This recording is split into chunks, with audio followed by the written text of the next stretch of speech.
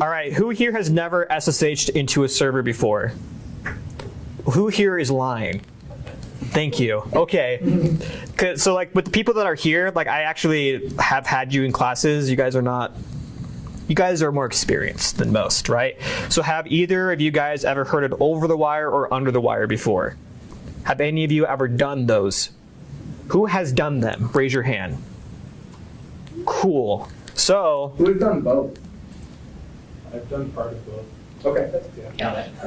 So there's been a lot of communication on the Slack with people wanting to do like pen test boxes and stuff, but there's kind of a big jump in skill gap, right? So I thought we can start working together as a group on some of these challenges for OverTheWire and UnderTheWire. I've only was familiar before today with OverTheWire, which pretty much is like more Linux based, but UnderTheWire is pretty much challenges that are Windows based, right?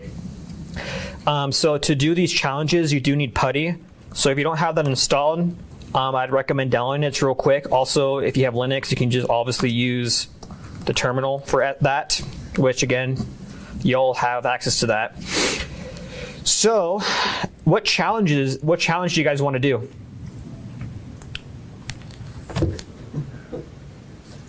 Is that this right there? Yeah, so this is a list. We can either, okay, so what do you guys feel least comfortable with? We should focus on that. Do you guys feel more comfortable as a group in Linux or Windows? I mean, everyone knows Windows. I know my Linux is pretty slow. Probably safe with Linux. Work on Linux? Okay, so of this, do you guys just want to start at the pretty much bottom level, or do you want to like... How many people have not done this?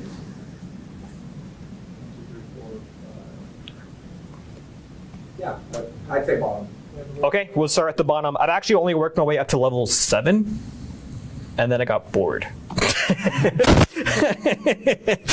But it's really important. Obviously, I should probably go through it, but I thought it'd be kind of fun to go through it together.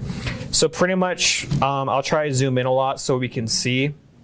The goal of this level is for you to log into the game using SSH. So on Putty, we need to type this bad boy in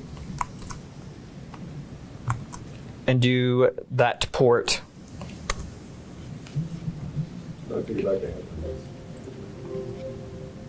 That was weird. Cool.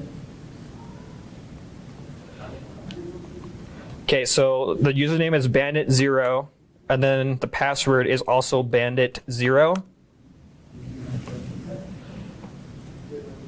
So that's pretty much the beginning of this challenge, is just to be logged into the system. Let me see if I can make this bigger. Have you guys heard of Putty? You guys heard of Kitty instead of Putty? Yeah, I have. I haven't personally used it.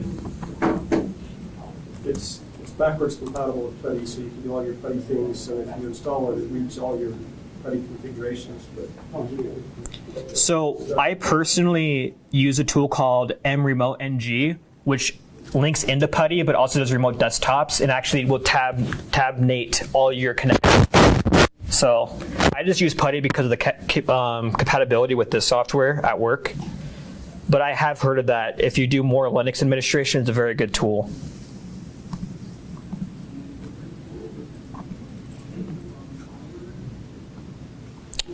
Hey ho, bigger text.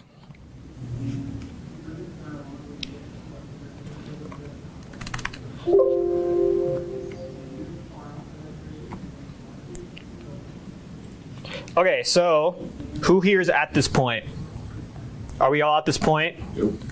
Nope. Okay, I'm gonna wait till we're all at this point.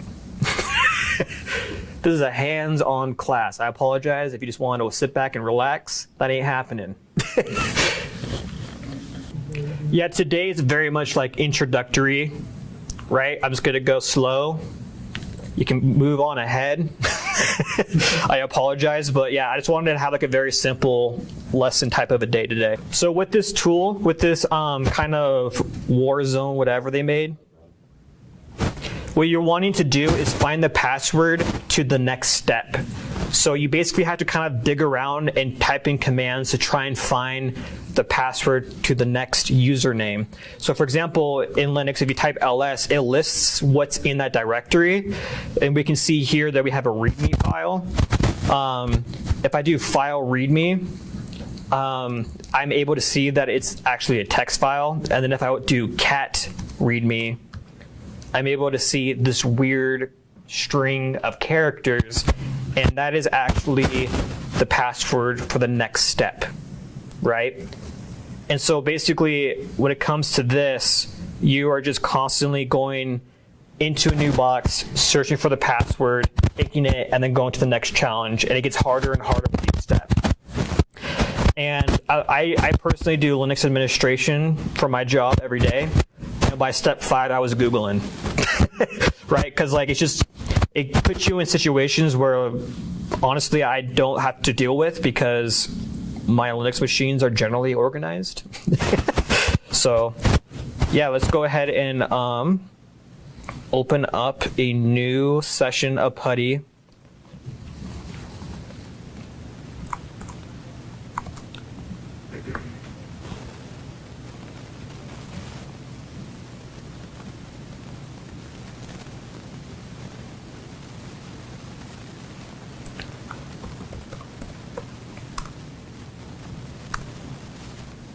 So is this to the same folks as before?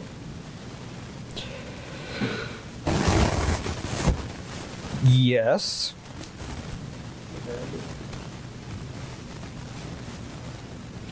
Maybe we should make this not as big.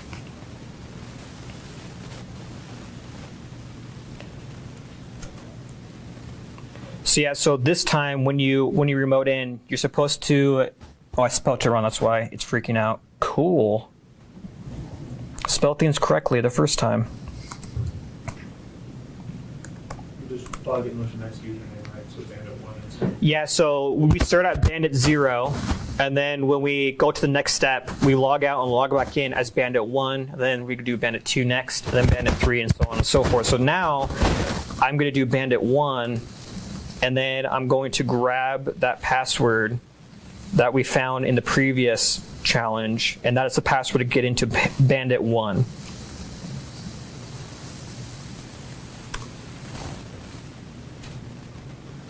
So, yeah, how do you copy and paste in this terminal? So when you highlight something like this and then let go, it automatically copies. And then if you go to the next window over here and right click within it, it pastes. Okay, cool. Yeah, like I personally like Putty a lot just because of that like copy and paste feature, just like it just automatically does it. So yeah, if you highlight the text, it copies it, and then when you right click in another window or the same window, it pastes. Do you guys know some of the tips and tricks with copying and pasting in any operating system? So like when I click here in the middle of README and then slide to the left, do you see how it starts in the middle of README? If I double click on README, it selects the word, but if I hold down the button still and drag to the left, it actually increments the highlighting over that. So when you're doing passwords, like for example, when I highlight this, if I just double click Bandit and drag over, I know that it's caught every single part of that URL without having to like precisionally select those things, right? So it makes life a whole bunch easier if you just double click, like for example, the port, double click, copy, and it's done. I don't have to like highlight and make sure that I'm like on the right, whatever. I don't know. Personally, that helps me a ton when I'm copying and pasting from documentation and stuff. Okay, so who here is able to log in to Bandit 1? Who here's at Bandit 1 right now? Cool. So when we ls to kind of show off the directory, do you all see that there's a dash right there? What do you think that dash is? It's the file, right? But what happens when we try and cat it out like we did in the previous challenge? It just doesn't show it. It doesn't. It's expecting an argument. So how do you think we get around this issue to print out the dash? File path. So how would we do that? In the home directory, you can do tilde / Like that? tilde for that. A tilde? Yeah. Yeah, there you go. Or a top slash. Yeah, so another way to do it is a /. So pretty much you can save text files as any character in Linux. The only problem is certain characters need to be treated specially in order to access them, right? So we can't cat out a dash without specifying the direct path beforehand. Does that make sense? Again, this is super basic, but I feel like it really helps to get the fundamentals down. So who here was able to replicate what I did here? Are we all at this point? So can you log out, or do you have to?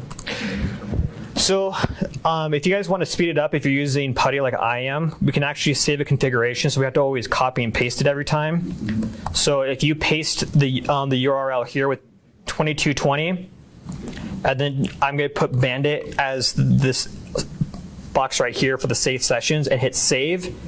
Do you see how like it kind of lists this down right there? So if I double click that, it'll automatically just like put me in there.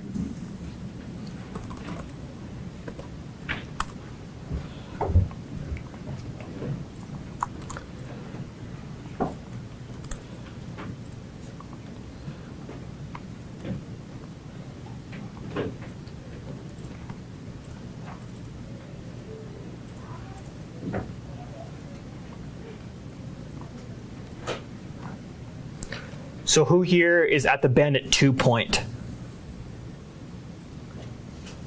Does anyone else need help? You do? Okay. Oh, so obviously, yeah, that's why you were saying the spaces. Yeah, that one. So when you ls, it's obviously going to print the name of the files. And at this point, it looks like there could be 4 files right here. But if we do ls with the flags of LA, it kind of prints it out a little differently. I hit tab and auto completed it. You want to come back and Yeah, so that's why I started doing this. Like I just have a notepad, I just start pasting things like, oh, this is going to be the password for Bandit 3. Because what if you want to come back to this and you're on level 10? And to get the password to level 10, you got to start over and go through it again. Excel is better.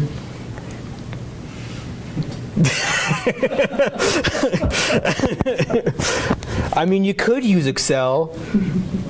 But yeah, what's really good about this is it's really introductory, very step-by-step with how to be more comfortable in the terminal in Linux, right? It doesn't expect you to be perfect, and Google is your friend. I just went over a few of these with you tonight, but I hope you guys take the challenge to finish this. And if you do, send me a message, and I'll virtually high-five you. When I see you in person, I'll real-life high-five you. Real life? Real life. IRL. High-five IRL. what are the differences between the two websites? So OverTheWire specializes in Linux, whereas UnderTheWire specializes in PowerShell. I don't know if you can see the little like favicon right there. It's actually the PowerShell icon. So it's basically the same idea what we just did, but instead of it being in the terminal, it's in PowerShell. So if you feel uncomfortable with either one, these are really good tools to kind of give you an idea and like ways to practice to get better. Like a year ago, I was terrible at Linux, and now I'm a Linux administrator, which is weird. But hey, and tools like this helped me get better. What are other things you recommend to get better?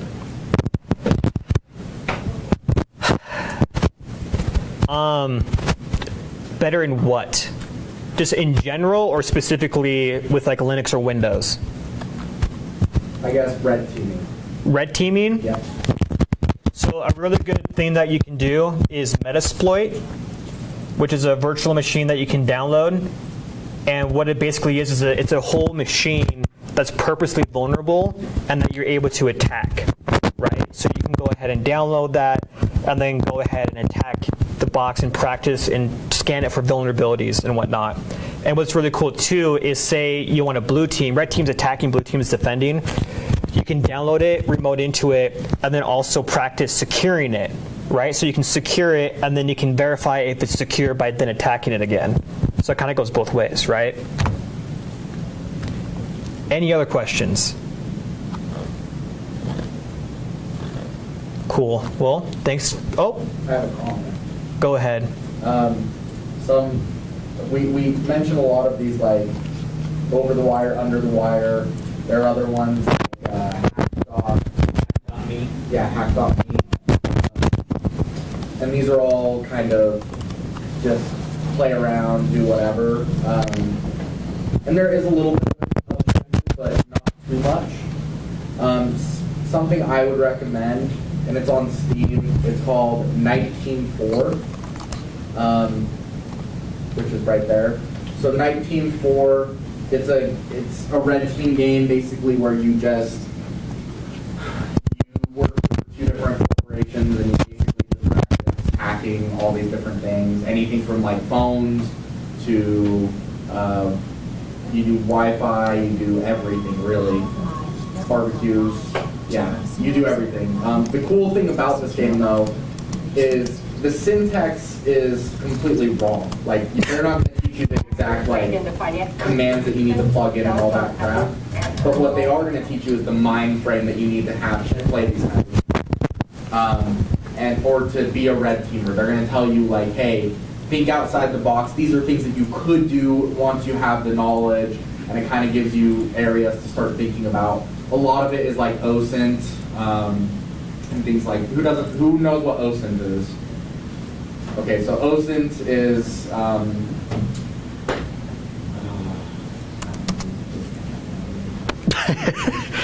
What's OSINT? I don't know.